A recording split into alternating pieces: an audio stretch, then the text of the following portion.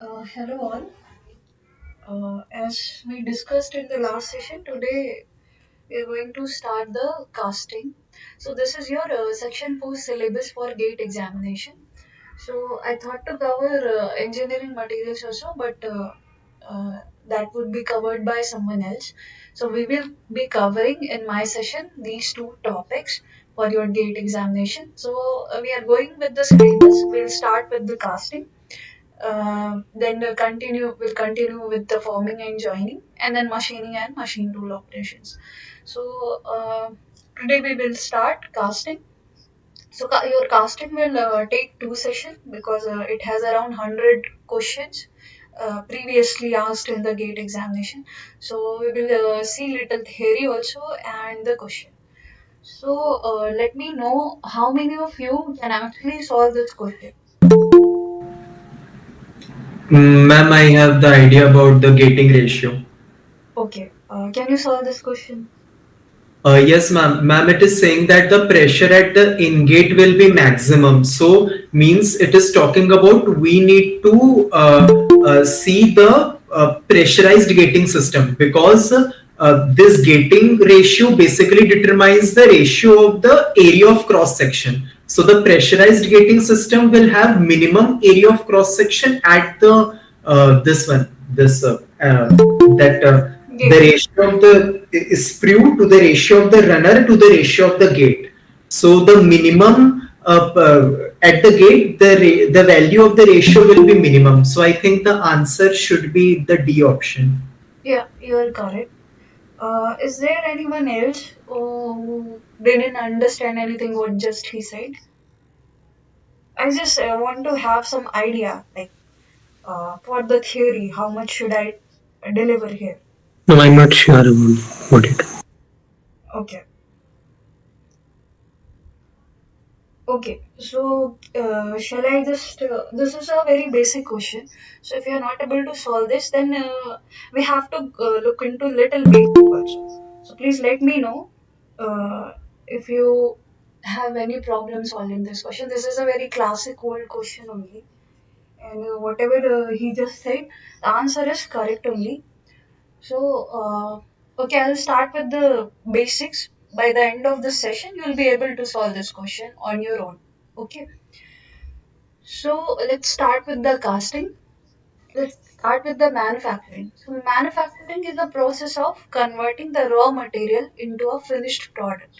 That finished product will have some value, so that some raw material which is you're going to get from a core has no value in it. So what we do, we perform some manufacturing on that to increase the value of our raw material. Suppose a block of iron is actually not that much use for you, but if you do some machining and make a tool out of it, then it could be useful for you in many ways. So the manufacturing processes are solidly divided into four categories: casting, forming, fabrication, and material removal process. Mostly, what is a casting? It is a basic and primary process, like ore to ingot. What do you do? All these metals, they're actually present on the surface of earth, on the core or of earth. So what we do, we just get the metal first, then we convert it into the ingots or blocks, you can say. We convert it into the blocks, and then we further perform like forming or joining or material removal. All these processes are secondary. So the casting process is known as the primary process or basic process after the material that you got from the ore. So, what is the casting? So the theory of casting is also very vast, but I will try to cover it today itself, and then we will look few questions. So I will go little fast. Okay. So I assume that whatever the short notes I have given, you have already read. But anyway, I will be covering all the theory. So what is a casting? My screen is correctly visible, right, everyone? Yes, madam. Fine. So it is a process in which a liquid metal will be allowed to solidify in a predefined mold cavity. Suppose you want to cast something, there will be a shape. In that shape, you will be pouring molten metal. After solidification, that molten metal will obtain the same shape as you wanted for your metal. So, your mold box are of following types, that is in the figure. First is two box mold box or three box. In two box, one will be cope, one will be drag, and this will be your parting line. There will be one pattern inside the drag box, and you have to fill your molten metal in that. And then after solidification, you just drag or you just open your box. It can be here. They're showing only two box and three box. It could be more than three box also. Then again, this is the gating design. This is your cavity. This is the shape. This is the desired shape that you want. But there are some allowances that you have to make. There are some shrinkage that will be happen. For that, we provide a gating system for your cavity. This is your gating. This hole is your gating system. How we provide the gating system? What will be the design that we'll be looking later in this session. So this is the way your casting box looks like. From here, you will put the molten metal. This is your desired shape. The riser is a part of the gating design. So this will be your end, uh, what we say, end product, end casted product.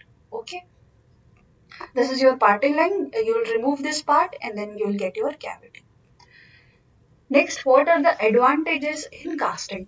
So if a if you want to get a very complex shape of the object, suppose what we can say turbine or something, turbine blades or something, or very big products that you cannot machine or you cannot manufacture by forming processes, then casting is the only option.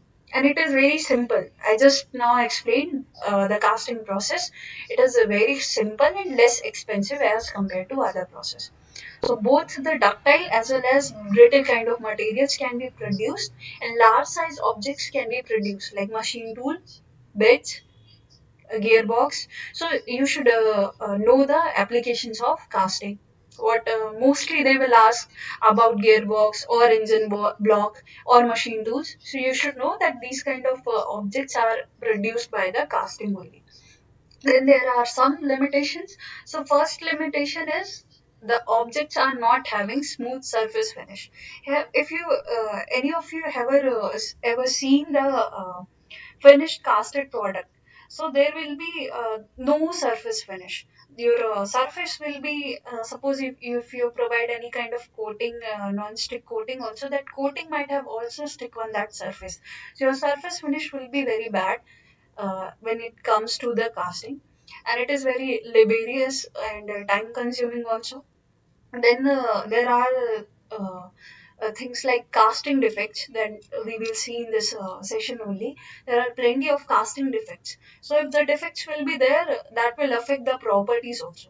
So what we say, suppose there is a cast alloy or there is a wrought alloy. Wrought alloy means the alloy which was made by further processing, like we have done rolling or forging on that.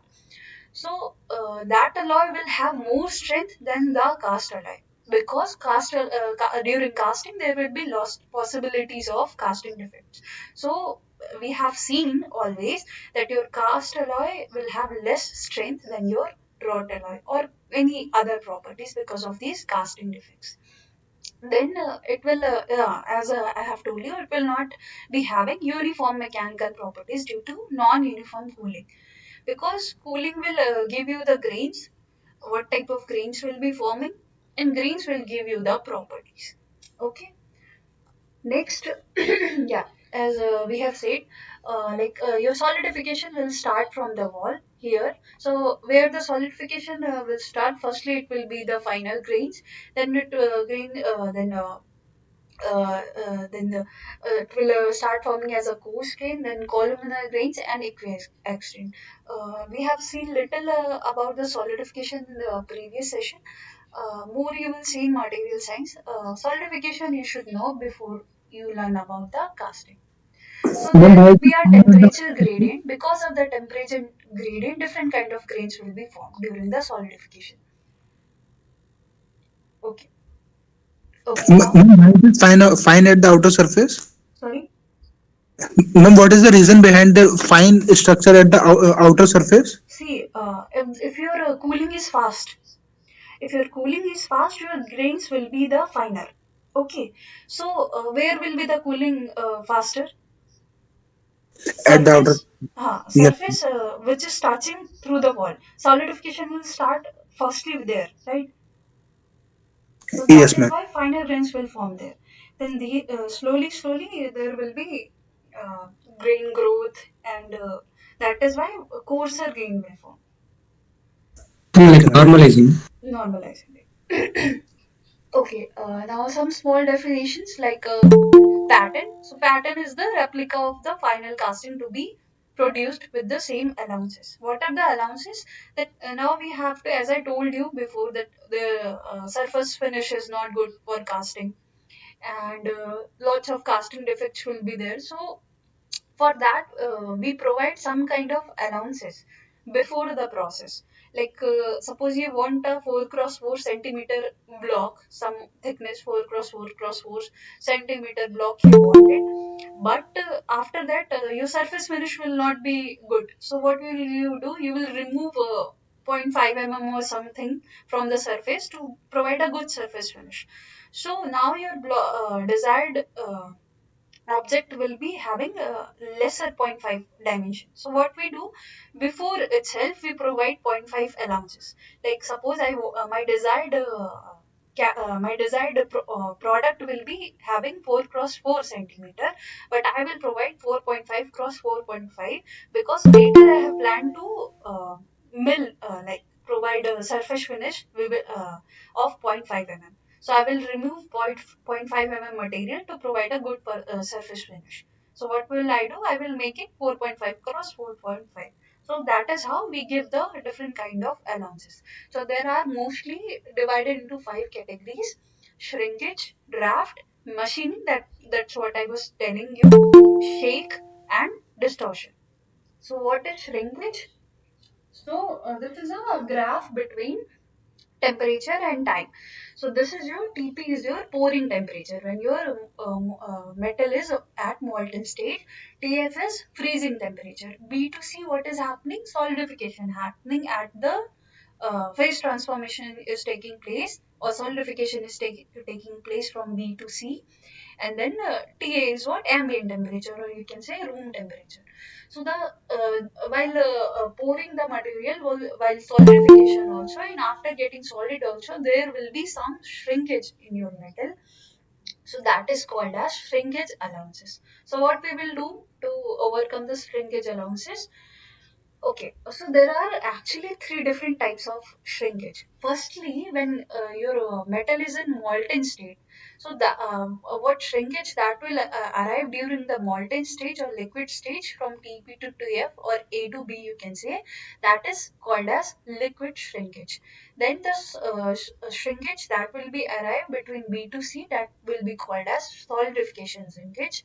And the end, after getting solidification, after being done by the solidification, the shrinkage that will be called in the solid form is called as solid shrinkage.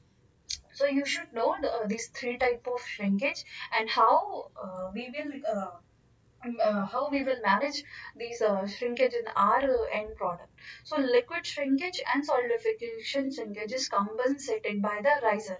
Riser we will see in the gating design. What we provide some extra. Wait. We provide like this is your cavity, so we will provide some extra space of riser. So suppose there is some shrinkage is happening, so there will be some volume in molten metal volume is already in the riser. So it will compensate that amount whatever is getting shrink, right? So your liquid and solidification shrinkage both are compensated by the riser, or for any dimensional changes that we have to give in the pattern, that is for solid shrinkage. When after solidification, your shrinkage cannot be compensated by the riser. So the solid shrinkage can be only compensated by the pattern. So you have to increase some dimension in your pattern, like as a linear dimension to compensate your solid shrinkage. So these three things also you should remember, that aluminium will be having maximum liquid and solidification shrinkage, brass will be having maximum solid shrinkage, and steel will be having maximum total shrinkage.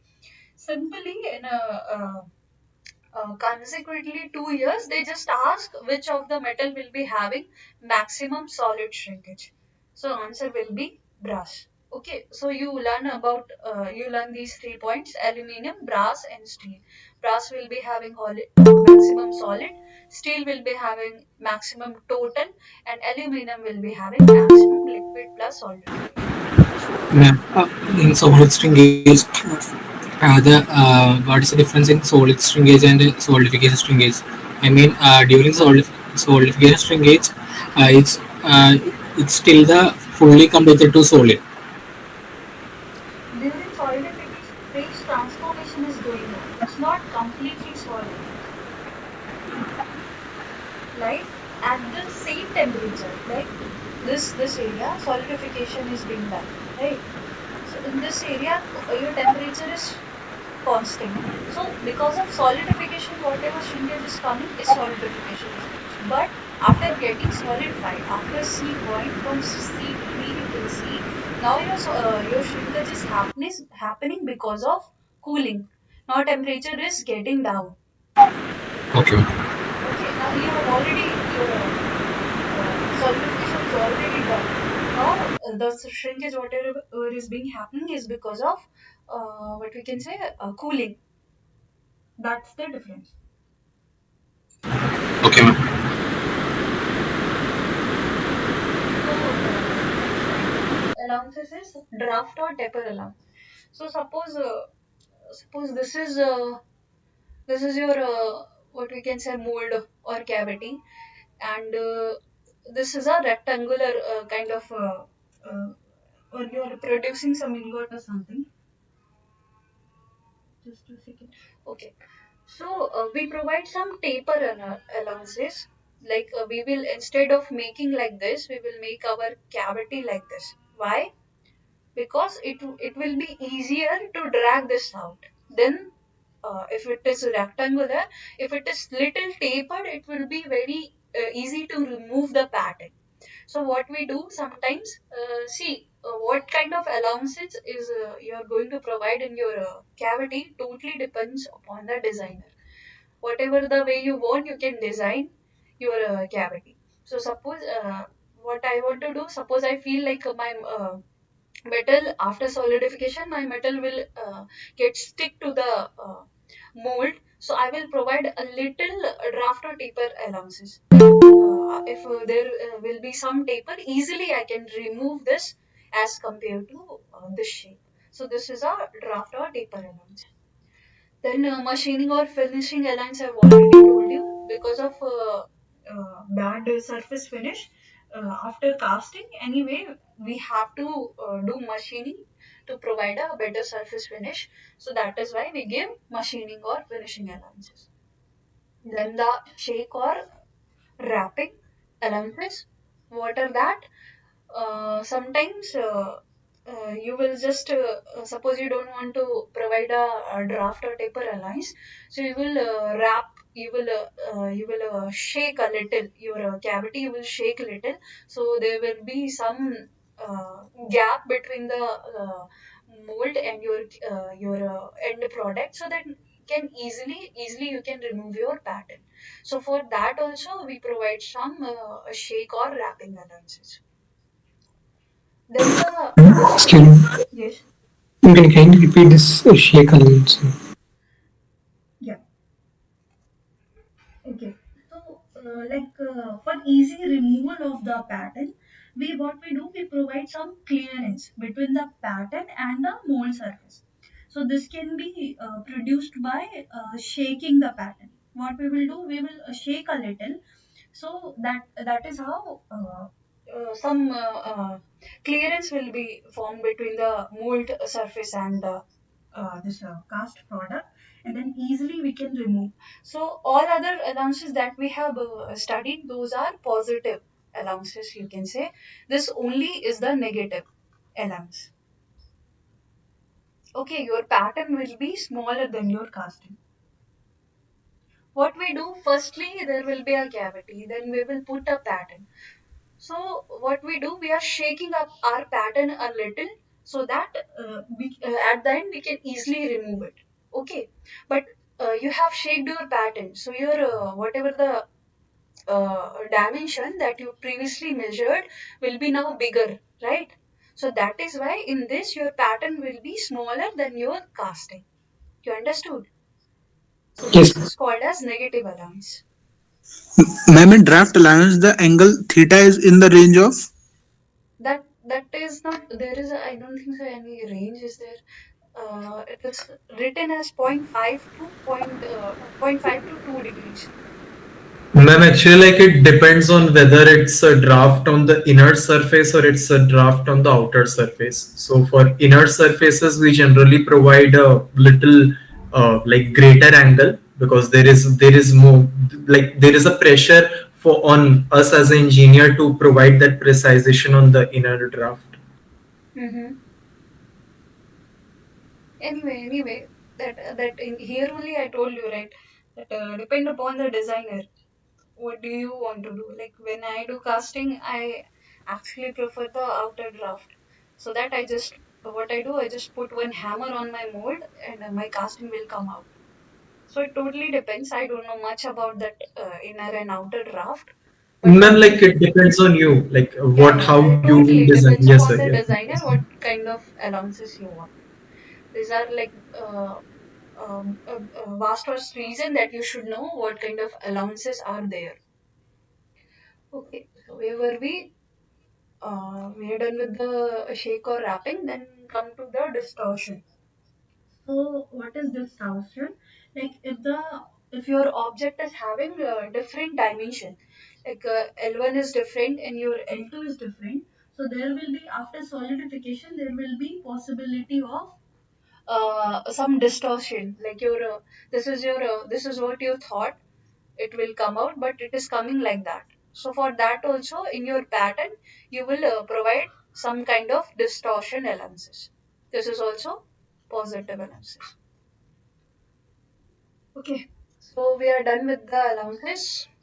Now come to the types. Distortion is due to improper cooling. No? This is because of like having a difference in the linear dimensions. Okay. Okay. Then the pattern materials are also there, but I feel you will know that. Like wood is there, metals and alloys, and plastics. And then we'll jump to the types of patterns. So these are the types like solid or single piece only. There is single piece pattern when it is for easy shapes like when the shape is very simple and size is also very less. Then the split piece pattern, like why when we use this kind of pattern, then when there will be a little complexity of pattern. So what we do, we will make this kind of split piece pattern. This can be split along the parting line and they will be converted into number of split pieces. So these split pieces can be removed from cope and drag box separately. There will be they are connected by the double pins. Then the third is loose piece pattern. When your pattern is having some internal projections or any undercuts. So at that time we use loose piece pattern kind of thing.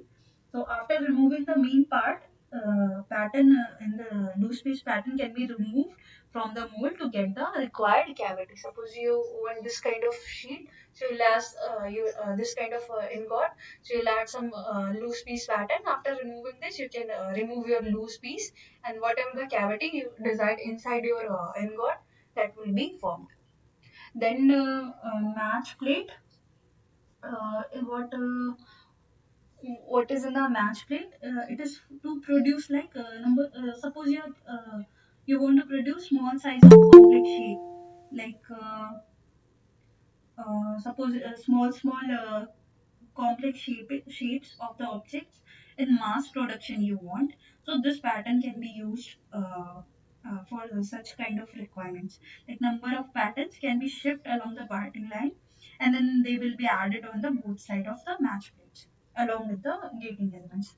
Then this is a sweep pattern. Suppose you want to produce a 3D complex shape of pattern. So firstly what you'll do, you'll take a 2D plane pattern. That pattern will be rotated on the surface of the mold. Then it will generate the cavity, and then you can make that 3D complex shape. So this is used for a simple shape only, and that pattern will be used only when your axis is symmetric, like for cones or large size bells or cylinder, like those kind of objects. Then the last one is gated pattern. You already know, in which you have to provide the gates, but that is very common. Then the uh, last one is follow board pattern. When your pattern is not that strong, that there are chances to that this pattern will get break, then we provide one follow board kind of thing to give some support to this pattern. Okay, whatever we just said is written here. Seven types of pattern. Mostly they don't ask such things. Then suppose you are providing a core. You want some cavity in your casting, and you are providing a core for that. So your core will fill when you fill the molten metal. So your core will feel some buoyancy force, right? So how to calculate that? That whatever the molten metal that will be inside your cavity will try to push your core upwards, okay, because of buoyancy force. So how we calculate, sometimes they ask what will be that net upward force. So this is the formula for that. Vg, net upward force is equals to Vg rho m minus rho c, where rho mu is the density of your liquid metal and rho c is the density of your core, and V is the volume of your core. G is 9.85. Okay, and then again, how the core is designed. Same molding sand you will take, and you'll be needing some binders. Then what is the composition of your molding sand? Silica 75 to 85%, clay 10 to 20%, water 2 to 8%, and some kind of additives. So these things are a theory that you go through it, and these things I don't feel much important, but we have some small questions that are being asked that we will see. And some properties of the molding sand. So, because of molding sand, also your solidification will start from there only. So, you should know about the properties of the molding sand also. So, there are like 4 5 properties that we should keep in your mind. So firstly is refractoriness. That is what? Ability to withstand the high temperature. So suppose your molten metal temperature is around 800 degrees Celsius or 1000 degrees Celsius. So your molding sand should have higher capability to withstand the temperature. So generally silica sand is having 710 degrees Celsius of refractoriness, and ceramic will be much higher than that. Then the permeability. So while pouring the metal, there will be some gas. Gas will be formed. Because of gas, porosity will be happen. So permeability, molding sand should be having permeability. What is that? That is ability to allow the gases to escape. Okay, which is it is required. Otherwise, porosity will be happen. The gas will be trapped in your molten metal, and it will be solidified, and which is actually our defect, casting defect. So how we measure the permeability? So permeability number formula is given as VH upon PAT. This is the standard values that we take for the H and D of your pattern and the volume. This is the standard value. Suppose in your question, if it is giving the dimension, then you will use those dimensions. In Ma'am, the where did those gases come from? sorry, Ma'am, from where the gases came from? see, you're living in the atmosphere. Gases are there, right? So that is how. If you are not pouring your metal in the vacuum, your gases will be trapped. Suppose your cavity, there will already some gases, right? So that will be trapped. Okay, Ma'am, ma'am. and also like we know that at higher temperature, for example, a liquid, it will have a more solubility, equilibrium solubility for gases as compared to solid. Right. So yeah. Fine. Okay. Then Ma'am, yes. the value of P and T will be taken as experimental value. That would be suppose this is experiment. I didn't get you. Means when we experiment, that how much force we are applying and how much time we are calculating the experiment. Yeah, yeah, correct. What we used in this formula is some standard values. Depends upon your experiment, whatever the values you are taking. In the question, sometimes they will give you the volume of your and they will give you the time also, and they will give you the manometer pressure difference also. Then you have to find the permeability numbers. So that totally depends whatever the parameters they have given. Excuse me. Yes. What about the area of the? Cross section area of the specimen. That will the cross section area. Yes, ma'am. So V, H, and A are the size of the pattern. Yes. Okay. Ma'am, what is P here? One Pn is the permeability and P is the pressure. Pressure of Uh, one pressure difference will be there, right? मतलब inside the no, cavity and the atmosphere. Difference of pressure of air passing through this specimen. Okay, ma'am. Okay. Okay. Madam, Yes. ma'am, the cross section is always circular, right? No, no, it will not be circular. Then the formula is pi by 4 d square, ma'am. See, in this they might have taken, but by default, if it is pi by 4 d square, then it will be whatever it is written, otherwise it will be changed. That is why Oh, they have written A. yes, ma'am. Okay, okay, ma'am. Then the flowability. What is this? This is the ability of molding sand to flow into all the corners of the mold box due to ramming force. Okay. So this graph also you should know. Like this is what this is the percentage of water in your molding sand. This is also percentage of water. So at 6%, your flowability will be the minimum, and at 8%, your permeability will be the maximum. That also you should know. Then come to the hardness. Green, what hardness will tell? Hardness will tell you that how much it will be withstand to the liquid metal pressure. Then grain fineness number, which is nothing but reciprocal of the permeability number. Then it's adhesive property, cohesive property, and collapsibility. That all terms that I think you are aware of. Adhesive property is what? Ability of bonding between two different materials. Cohesive what? Ability of bonding between the same material. Then the collapsibility, like ability to be destroyed easily after the casting of the solidification. So those all these seven points that we have to keep in mind before choosing our molding sand. Then there are some adhesive that are being used. Suppose you want to increase the collapsibility or permeability. So what you will add? sawdust and wood flour. Then suppose you want to increase the mold hardness, then what you need, hot furnace and surface finish. These small things you should remember, try to remember. It's hard to remember, I feel, but in the few years they have asked simple questions like what kind of editor will increase the mold hardness. So anyway, we will be practicing the question, so try to remember all these things. Now, gating design.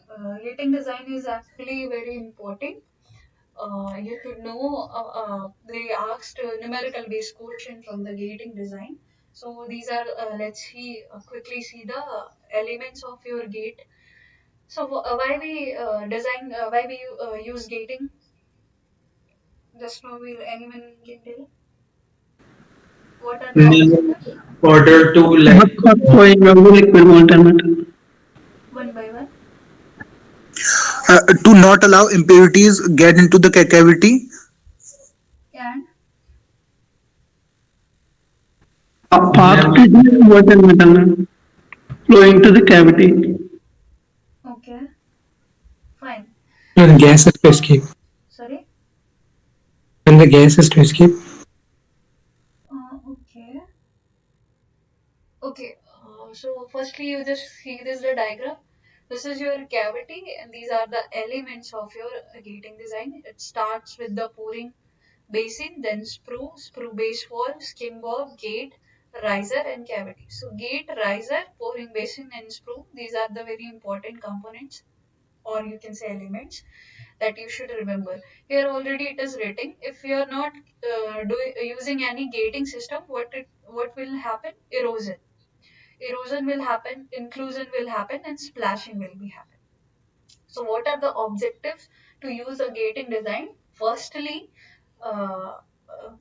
objectives of the gate. So what we are doing, we are trying to eliminate all these three things. So for that also you should design your gating properly. Like the way we designed our mold, the way we design our pattern. Now we are designing our gating system. So what Ma'am, are what is the, inclusion? sorry, Ma'am, what is inclusion? some impurity is coming if you're directly pouring. Okay, ma'am. So there are three objectives for your gating design. First is that we will design our gating element such that the liquid metal can be enter into the cavity within a given time without causing any turbulence or splashing or erosion with the optimum velocity. This will be your first objective for gating design. Second will be design the gating element so that the pure liquid metal can be entered into the cavity without air aspiration effect. That I will tell you what it is. Then the produce the gating elements with maximum casting yield. Suppose what we want here, what is the casting yield? Casting yield, this formula also you should remember, Vc divided by Vc plus Vg, where Vc is the volume of your casting and Vg is the volume of your gating. So when your casting yield will be maximum, what could be the maximum value of it? 1, right? So when it will be maximum, when your there will be no gating, but you have to provide gating. So your volume should be as less as possible for the highest casting yield. Okay. So these are three objectives, three ways that we will keep in our mind before they design the gate system. So first, let's see the pouring basin. So what are the why we design a pouring basin? It is designed to reduce the velocity of liquid metal, which is going to enter into your sprue. And what is the motive? Motive is to minimize the erosion. Then we will come to the sprue. So what is your sprue? Sprue is this part after basing. When this part is known as sprue. So why sprue is there? Sprue firstly is designed. It will be designed as such that it will remove the air aspiration effect. What is air aspiration effect? Suppose Breathing. atmospheric gases is as absorbed. into the low pressure areas, and then it will be mixed up with the liquid metal, and then it will form some gas difference. So this phenomena is called as air respiration effect. So to avoid this air respiration effect, what we do, we make our sprue not in this cylinder, apart from the cylindrical face, we make it as a parabola face. So this is the actual face. The ideal shape that would be of a sprue will be a parabola. Then these things also you should remember, because there will be numerical questions. So I feel that you have already went through all these things. So what will be the volume at what height? These are different point, HC, HS, and HT. So you should remember all these three formulas, which is required to solve the numerical questions. Okay. Then the next part is runner. Runner is to minimize the discharge losses of the liquid metal and turbulent losses of the liquid metal. The shape of the runner is considered as trapezoidal, but it is having more surface area. To minimize the heat losses of the liquid metal shape of the runner, it is considered as cylindrical. Then the gate itself, so it is the actual entry point through which the liquid metal can be entered into the cavity. So gate itself is divided as four categories. Four type of gates are there: top gate, bottom gate, parting line gate, and step gate. Most important is top gate and bottom gate. So what is top gate? Your okay, there is no drawing. I will draw. Suppose this is your cavity. Sorry, please mute if you're not talking to me. Fine. This is your area of cavity. This is this line, this is 1, this is 2, this is 3. This is your top gate. It will look like that. So again, the characteristics for top gate also you should know, like filling time. The most important things for gates is filling time. What will be the filling time for top gate? It is here. Volume of the water equal to the length of diameter. Okay. Then bottom gate. Bottom gate will look like this.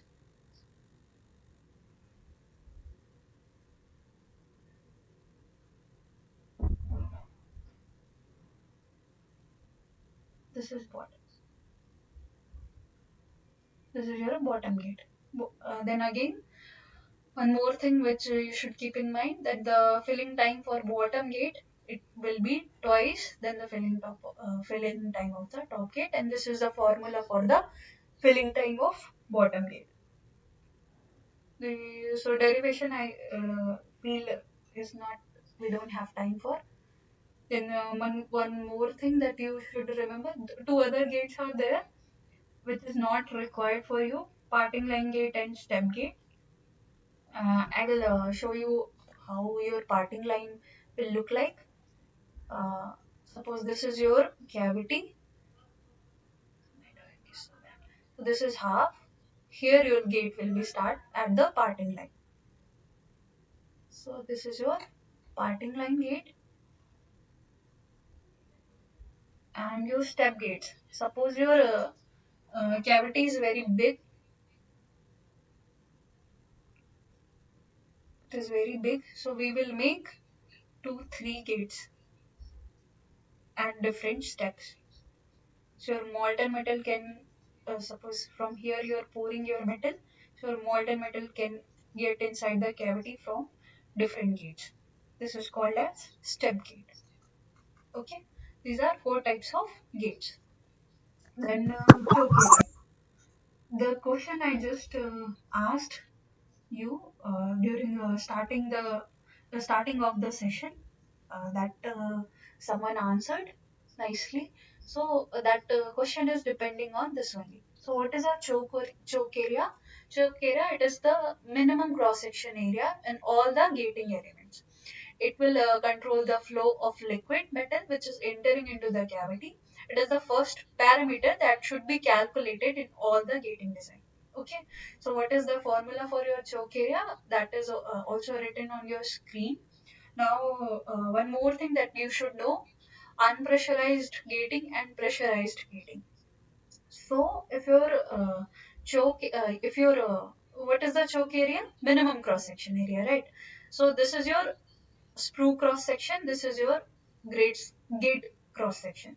So, if your gate cross section is the choke area, that means it is the minimum area. So, when the area will be minimum, pressure will be high, right? So it will be called as pressurized gating. And when your area is not minimum at the gate, it will be called as unpressurized gating, right?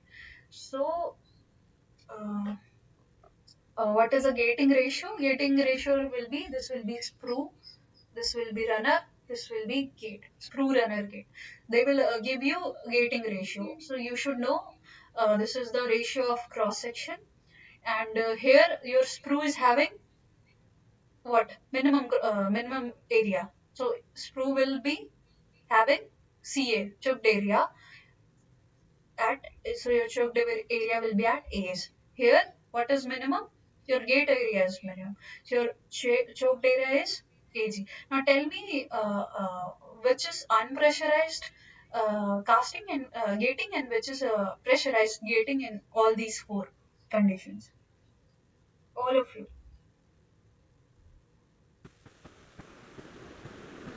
Then the first one is unpressurized. And all others? Okay, kindly repeat this. Okay, okay, I will repeat. Okay, so whoever answered, your answer was correct. So what I'm trying to say now, one more thing is there. What is the choked area that you understood? Minimum cross section area. So when your choked area is your gate cross section area, gate area, or your gating area is minimum, then it will be pressurized casting. Okay, here your gating area is minimum or choked area. So whatever Overall, is this, it is overall in the gating system, the minimum area is choked area. sorry. In the overall gating system, the minimum area is the choked area. Yes, overall. While where it is present, it depends on the gating ratio. Right. So, what is your gating ratio? How it start? That you should learn sprue runner gate. Sprue runner gate. So the ratio is here. Sprue is the minimum. Like your choked area is at sprue. Here, all others your choked area is at gate. So this is what pressurized gating. This is what non-pressurized gating. So let's go back on your first question. Now I hope that all of you can answer that. Okay, tell me now all of you can answer this.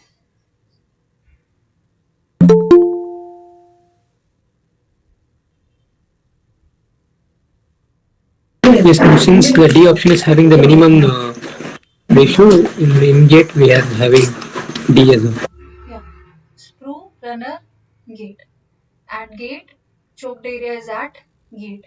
That means the area will be lesser, it will be pressurized gating.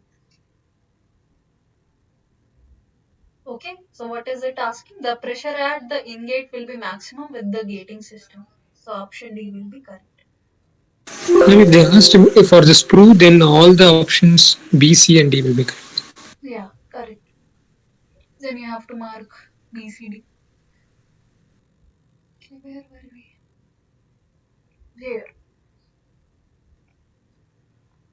So these are some differences between unpressurized gating and pressurized gating that you go through on your own. Anyway, I'm going to provide you these presentations. Then next is solidification time. This is also very important, and lots of question has been asked on this topic also, solidification time.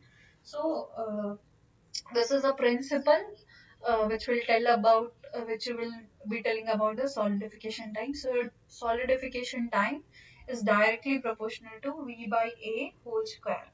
then your proportionality will be gone, and one constant will become. This constant is called as solidification factor. Now, what is V?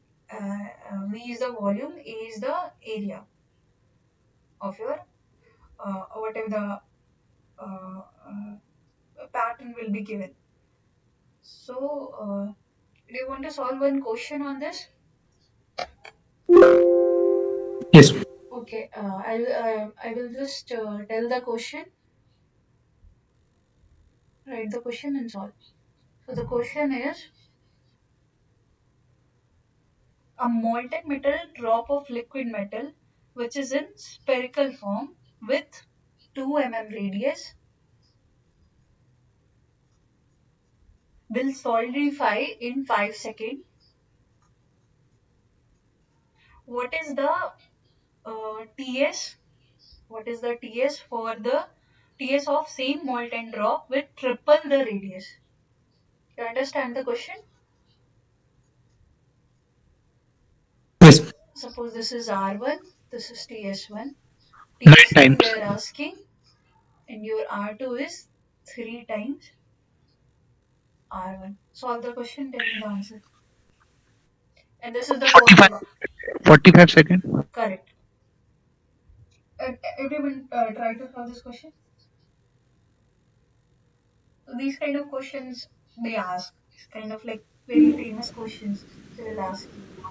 What is TS1? I will repeat the question. Firstly, what is happening?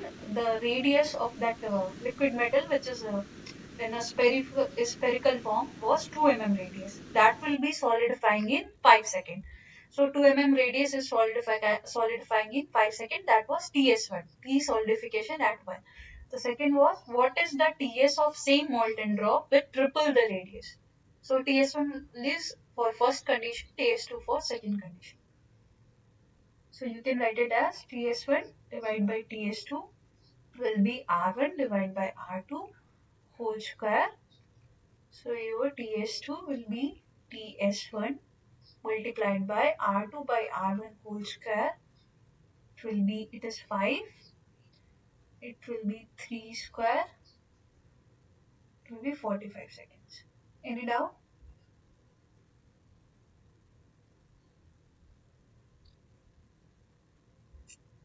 It's clear. Fine. Then the riser also, this is we have done with the gating design. Now we are on riser design. So there are two types of riser: side riser and top riser. What are we using riser for? Why there is a riser? Compensating for shrinkages. Shrinkages. What means it? Liquid and solidification shrinkages. Liquid and solidification. Okay, nice. So there are two types of risers that is present in your gating design: side riser and top riser. So how we design, these are the optimum conditions for side riser and top riser. So your side riser will look like this. This is your cavity. This is your riser, and your top riser will look like this. So just you need to remember the optimum conditions for riser design. They will ask some numerical question on this only.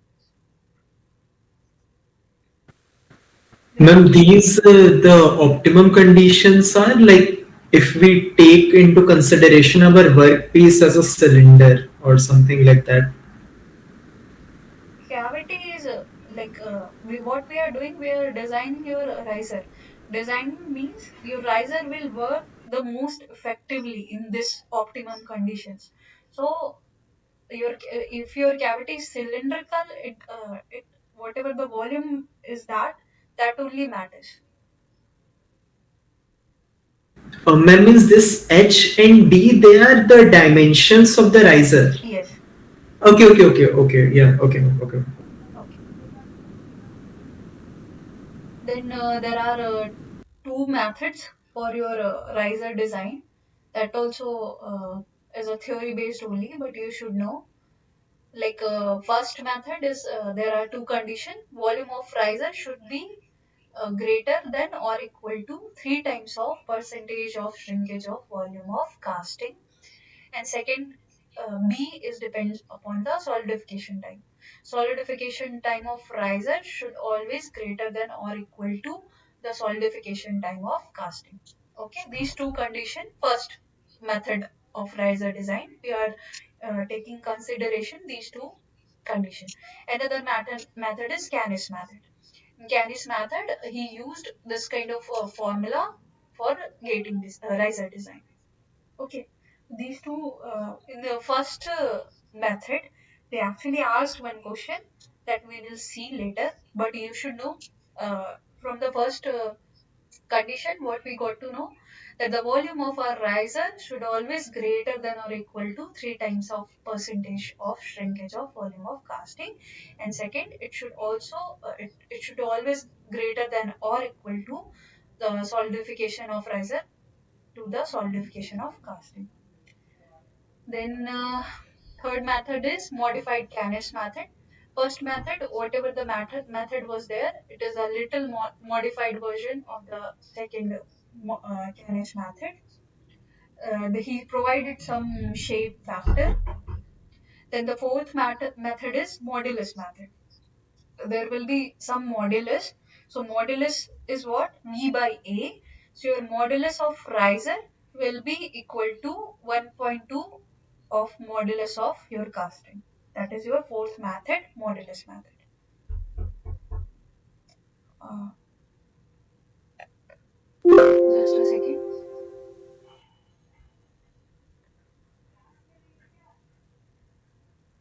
Ah, okay. Sorry about that. Next, the position of the riser. So that also we have to. That also comes into the uh, these while riser designing. But this is not much important for gate syllabus. But you should know that how we position our riser. Like suppose this is your cavity, so how many risers you need to put, where you need to put, that also you should know. So maximum. So this is a, suppose if you are using two risers, what will be the L, and then again if you are using one riser, so these two formula also you need to learn for the position of riser. There will be one or two questions they have been asked on this topic also, that we will see. For now you just remember maximum when you're using maximum length of casting with end wall effect and without end wall effect. Okay. Then two other things are chills and paddings. Why do we use chills and paddings? Can anyone tell? That is already written, but Directional verification. yeah, Directional simulation. yeah. If you want directional solidification, then you will be using chills and paddings. Then the last and most important topic, that is casting, types of castings, and then we will see casting effects also. In between, I have skipped lots of numerical questions that we will solve today itself. Then now let's start with the classification of casting techniques. So broad categories, they are divided into three parts. First, expendable molds or temporary molds. Like you, after your casting is done, you can break your molds, or your molds are expendable. So there are four type of these kind of castings: sand molding, shell molding, investment casting, full molding, CO2 molding. Then second type is permanent molds, that you cannot break your mold. Then we will be using a metallic mold. So it is what? It is reusable. So what types of casting comes under that? Centrifugal, die casting, slush casting, and squeeze casting. Then the third part is continuous casting. So continuous casting, what we do these days, suppose you don't want to solidify, you directly want a component, like with the casting itself you want a sheet. So what we will do, we will do continuously casting. Like while solidification only we will do the forming, and while while you will directly get a sheet from the molten metal. So these kind of casting is called as continuous casting. Otherwise, what is the method? Firstly, you cast a ingot, then you perform forming on that, then you will make a sheet out of it. But in continuous casting, what we will do? We will directly with the molten metal, we will provide these kind of. You will get these kind of components like bars and rods and sheets. So that is continuous casting. So there are three broadly divided casting techniques. Any doubts till now? Okay. Ma'am, in CO2 casting, the gas is introduced matlab, That we intentionally. will see. That we will see. Till now, any doubt you have? Now we will see what are these casting techniques. Okay. Till now, if you have any doubt.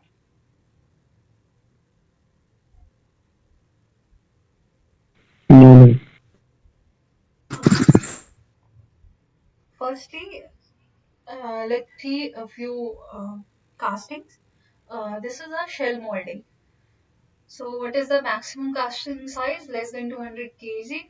And what are the molding materials that will be used? Fine grain silica and phenolic resins. That also they sometimes ask that in this kind of casting, what will be the binder? That also you will practice by the questions only. So what are the applications of cell molding? Cylinder blocks of air-cooled IC engine, rocker arm, wall plates of refrigerator. So what is the why we use sand shell molding? So to provide this kind of components, this kind of components we use shell molding. When the and the thickness of your shell will be depending upon the contact time between the pattern and molding material. That is your dwell time. See, this is your end product. This is your end product. This whole is your end product. So what we did, firstly we in one side we make this pattern, in other side we make this pattern, and then we casted it together. That is called shin molding. Other way is to use core, but in this kind of pattern you cannot use core. That would this is a complex pattern. So what we do, we use shell molding.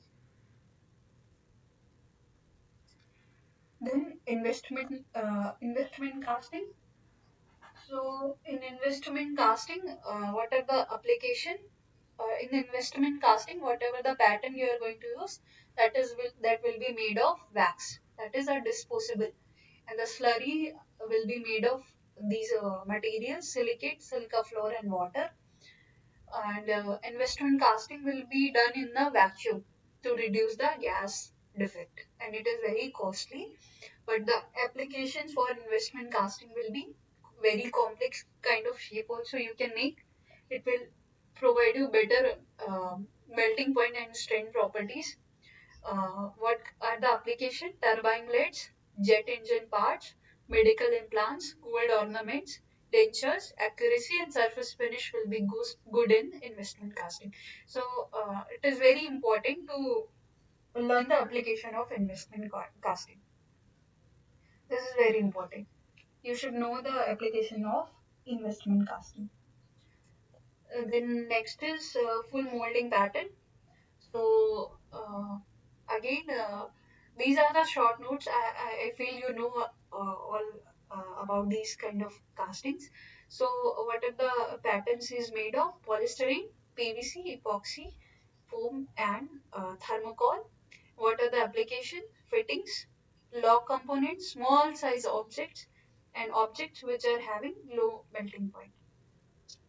This is also called as cavityless molding uh, or evaporating pattern casting. What we'll do, uh, one more thing we can do in the next class, I will show the video of all the casting so that you can understand in which casting what is going on. If you'll see the video, it would be easier for you to understand and for me to explain also. Then next is CO2 molding.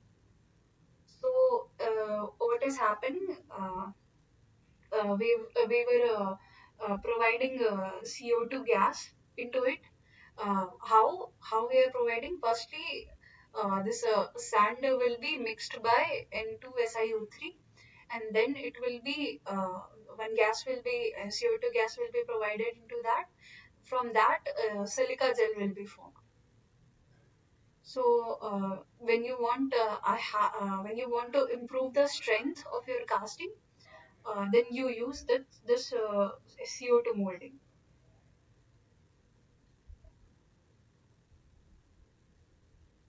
What is happening actually, your mold will be prepared by adding the sodium silicate as a binder. So by supplying your CO2 gas to the mold, it will react with the sodium silicate and it will produce the silica gel. And this silica gel will be having better bonding properties due to the strength of and the hardness. And that due to that, your strength and hardness of the mold will be increased. So why we are providing CO2? Just to make the silica gel that will improve the strength of your mold. And your strength will also be depend upon the time of supplying the CO2 gas. Is used to increase strength of the weld. I'm sorry, mold or molding sand. Casting casting, sorry. Is this used to increase the strength of the molding sand or mold? Sand only. Okay. Okay, there was some doubt in this. Ma'am, this Na2Si3, what's it's called, ma'am? Sorry, This compound like Sodium Na2Si3, what is the name of this compound, ma'am? your sodium silicate. voice is a little. Okay, you're asking Na2Si3 binder. Yes, This is a yes, ma'am. sodium silicate. Ma'am, but if it's a silicate, then this oxygen should also be there in it.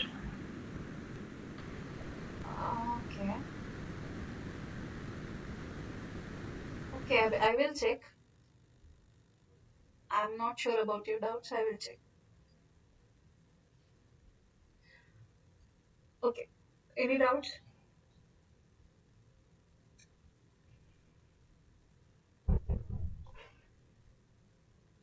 Then centrifugal casting.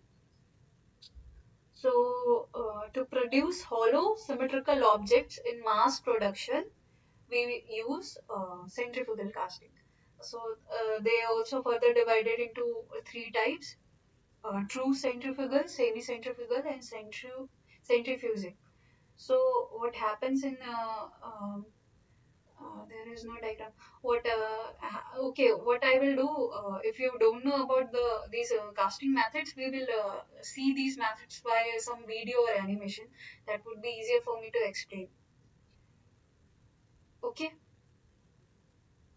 so till now you know the application of all the castings, and that animations and videos we will see in the after we will solve the questions of casting.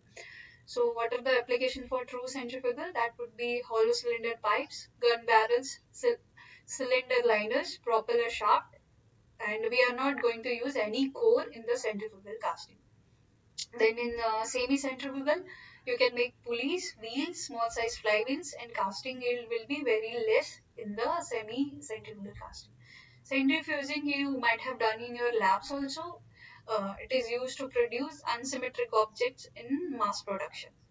So whatever the pattern is used is will be made of whatever the pattern that we used in investment casting. That patterns can actually made by centrifuging fusing casting. Then die casting, gravity die casting, and pressure die casting. In gravity die casting, only gravity force will work. Only that gravity force will come into picture. What are the advantages? Simple shape kind of objects only can be made for that. Any molten metal which is having high melting point, that also can be casted by gravity die casting. Accuracy will be high, strength and hardness will be high. What is the application? Piston of IC engine. Then the die casting, pressure die casting when you're manually you're providing mechanical you're providing some pressure apart from the gravity. So it is also again divided by two type, hot chamber and cool chamber. And in the cool chamber your furnace will be separate from the casting unit, and in hot chamber your furnace and casting will not be separated. Then what kind of metals that are being used in hot chamber? That is lead, tin, and zinc only. There are only three metals that can be used in the hot chamber pressure die casting, and other high melting point material can be casted in the cold chamber. Cold chamber is not used for the ferrous metal. And the application of pressure die casting will be carburetor, crankcase, wall bodies, fuel injection, pump parts, and toilet fixtures. So the most important thing that you should keep in mind during the classification of casting is the applications. What is happening in the casting technique and what will be the application of that casting technique? That is the most important part of your casting after the gating design.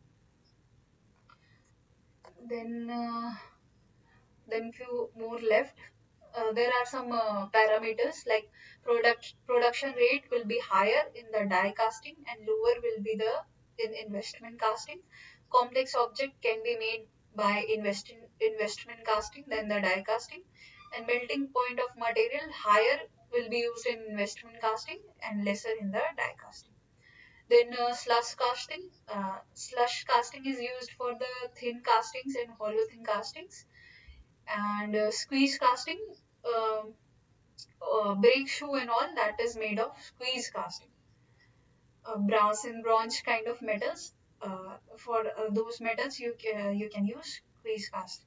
There are followed by two different casting defect. One is misrun. Misrun means suppose you are pouring your molten metal and it stopped here. It started solidifying and it didn't complete your cavity. So this kind of defect is called as misrun. And again cold shut, like your cavity is not completely filled and solidification started. So one defect, one hollow is there, that is called as cold shut. So let's see a few questions, and in this next session we will solve more questions of the casting only. And I will try to finish your casting in next session so that we can have one doubt session for casting and see the animation and videos for classification. So this question we have already solved. Any doubt in this question? Are you guys there? Yes, ma'am. No doubts. Okay. Solve this question. These all are gate questions only.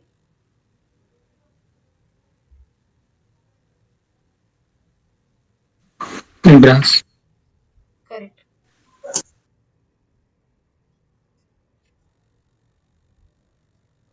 Solve this question. Directional solidification. A, ma'am. So you can see the questions are actually not that tough from casting. Even the numericals are very easy. But syllabus is vast. You should learn whatever the short notes that I have shared a link. You just try to just learn full short notes and Ma'am, in this question, this option C can also be considered like chills because since they increase the cooling rate, so they are reducing the time for yeah, overall. but that would not be the accurate answer, right? Uh, Okay, okay. why you use reduce the freezing time? Then what we can do? We can provide some. Uh, we can dip into water also. That is the most accurate answer. Suppose you're changing your cooling media, instead of cooling it into air, you're with your mold, you're inserting your mold into chilled water or something. But you want direction solidification from some part. Suppose uh, this is the way. In case this is my first session, okay, I will share. If anyone is having that short note link, can you please share? Suppose suppose this is your this is your end product, right? So one thing that you know that here your solidification will not be as proper as it will be here or here, right? So if your solidification is not proper, so here we will provide some chill or padding to improve the solidification. What we are doing, we are improving. Here we don't need any chill or any paddings. But here, because there is some complexity, if there is some complexity in your pattern, to improve the solidification, to achieve the directional solidification, we provide chills and paddings. Okay. For example, if you're having sharp edges or something. Yeah, maybe kind of.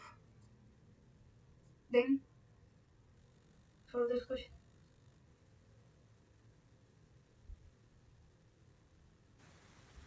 Freeze after the casting freezes.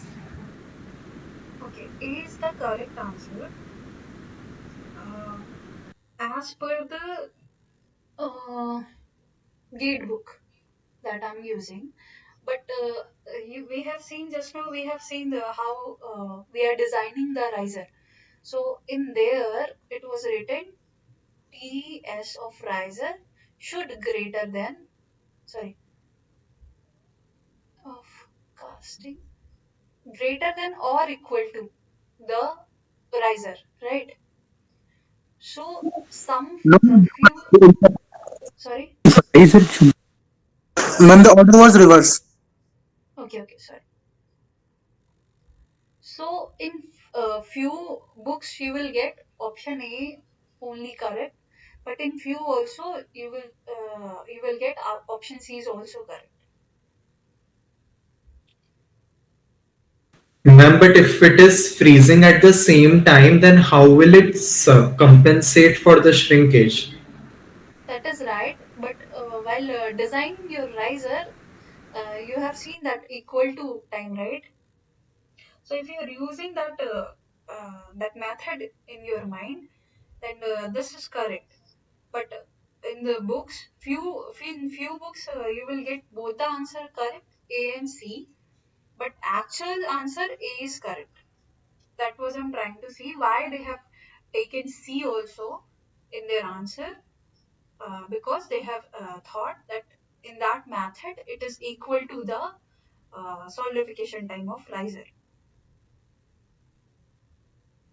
But actually, A is the right answer. No? Yeah, it is the see if your casting is already solidified, so only one shrinkage will come now, solid shrinkage. Solid shrinkage is not compensated by the riser, right?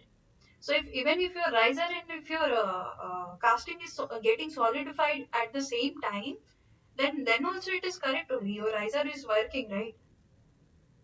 Ma'am but मतलब अगर मान लेते हैं कि उसके बाद वो freeze कर रहा है राइजर, तो वहां से कंपनसेशन करेगा वो कुछ ना कुछ, See, ये गलत हो जाएगा. riser is used for liquid shrinkage compensation and solidification shrinkage sorry, allowances. So suppose your casting is freezed at some time and the same time your riser is freezing. So after your solidification will happen, only solid shrinkage will come, right? That means your riser is already compensated with Ma'am, the that is liquid shrinkage. understood, but suppose that if my casting is at the solidification stage, Okay. so during the solidification stage, we expect the liquid metal inside the riser to be in the liquid stage only. Like Yeah. it itself should not be in the solidification stage.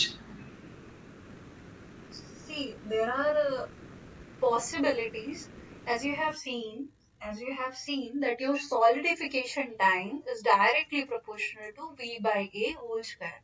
So you cannot say that when your casting was at solidification time, your riser was also at the solidification stage. You cannot say, right. Maybe when your casting was at solidification time, you designed your riser in such a way that at the same time your riser was at liquid stage only. You getting my point?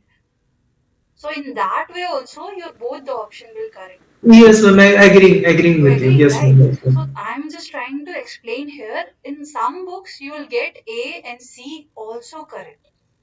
So why they are taking this correct? If you have designed, so this could also be right. I'm not sure. Like if you follow Made Easy, so Made Easy have written only option A correct. But I was searching on some site. In that site, A and C both were correct. So actually, if we'll see that A and C both should correct, right? You have designed your riser in such a way that while solidification only it was in liquid stage. So your A and C both could correct. So I felt that A and C both should be correct because we can explain why A is also correct and C is also correct. But in some books, only option A is correct. So I should get more opinion that